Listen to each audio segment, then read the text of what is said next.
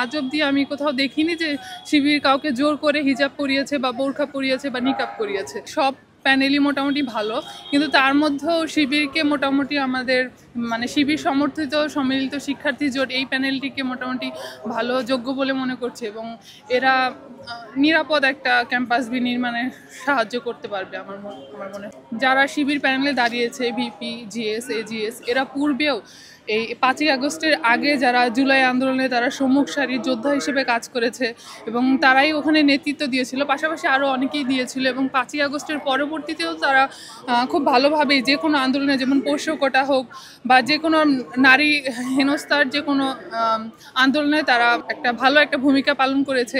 এছাড়াও যারা প্রথম সারির পদগুলো বাদেও যদি বিতর্ক এবং সাহিত্য পদে দেখি বা অন্যান্য পদেও তাদের মানে যথেষ্ট যোগ্য সম্পন্ন আমি দেখি প্রার্থী আছে এবং তারা এর আগেও সামাজিক হোক বা তাদের সংগঠন, তাদের পদ সম্পর্কিত যে কাজগুলো তারা খুব ভালোভাবে সংগঠনে করে গেছে। মানে আজ অব্দি আমি কোথাও দেখিনি যে শিবির কাউকে জোর করে হিজাব পরিয়েছে বা বোরখা পরিয়েছে বা নিকাব পরিয়েছে।